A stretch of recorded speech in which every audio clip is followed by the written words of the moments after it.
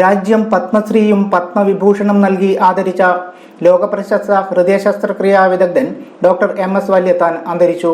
90 വയസ്സായിരുന്നു. Thiruvananthapuram Sree Chitra institute of medical സയൻസിന്റെ സ്ഥാപകനും സ്ഥാപക ഡയറക്ടറുമായിരുന്നു. മണിപ്പാൽ യൂണിവേഴ്സിറ്റിയുടെ ആദ്യ VC-യുമായിരുന്നു. മണിപ്പാലിൽ വെച്ചാണ് അന്ത്യം. ശ്രീചിത്ര ഇൻസ്റ്റിറ്റ്യൂട്ട് ഓഫ് മെഡിക്കൽ സയൻസിലൂടെയാണ് അദ്ദേഹം മലയാളികൾക്കിടയിൽ സുപരിചിതനായത്. 24 മെയ് 1934 മാർത്താണ്ഡവർമ്മയുടെയും ജാനകിവർമ്മയുടെയും മകനായി മാവേലിക്കരയിലായിരുന്നു ഡോക്ടർ വല്യത്താന്റെ ജനനം. പ്രാഥമിക വിദ്യാഭ്യാസത്തിന് ശേഷം തിരുവനന്തപുരത്ത് എത്തി. തിരുവനന്തപുരം യൂണിവേഴ്സിറ്റി കോളേജിലെ പഠനത്തിന് ശേഷം തിരുവനന്തപുരം മെഡിക്കൽ കോളേജിൽ ആദ്യ ബാച്ചിലായിരുന്നു ഡോക്ടർ MS വല്യത്താന്റെ MBBS പഠനം.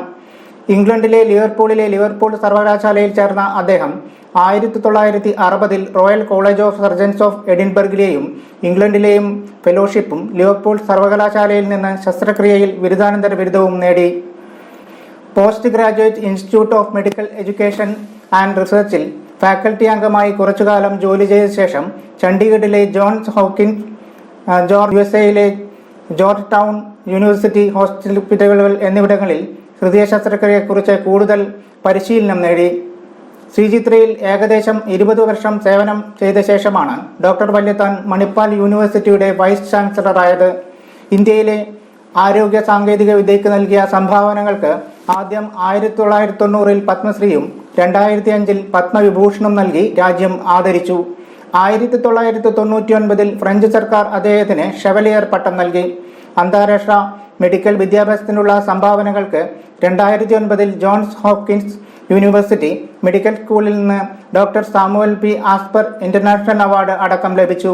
വൈദ്യശാസ്ത്ര ലോകത്തിന് കേരളം നൽകിയ മഹത്തായ സംഭാവനയാണ് ഡോക്ടർ MS വല്യത്താനെന്ന് മുഖ്യമന്ത്രി പിണറായി വിജയൻ അനുസ്മരിച്ചു.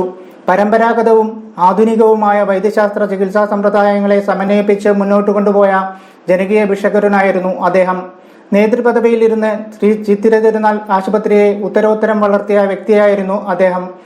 ശസ്ത്രക്രിയക്കാവശ്യമായ നൂതന സാങ്കേതിക വിദ്യകളും ഉപകരണങ്ങളും വികസിപ്പിച്ചു. ഡിസ്പോസിബിൾ ബ്ലഡ് ബാഗ്, തദ്ദേശീയമായി കുറഞ്ഞ ചെലവിൽ ഹൃദയവാൾവ് എന്നിവ വികസിപ്പിക്കുന്നതിലും അദ്ദേഹത്തിന് നേതൃപരമായ പങ്കുണ്ടായിരുന്നുവെന്നും മുഖ്യമന്ത്രി അനുശോചനക്കുറിപ്പിൽ പറഞ്ഞു. News desk, Kannur mirror.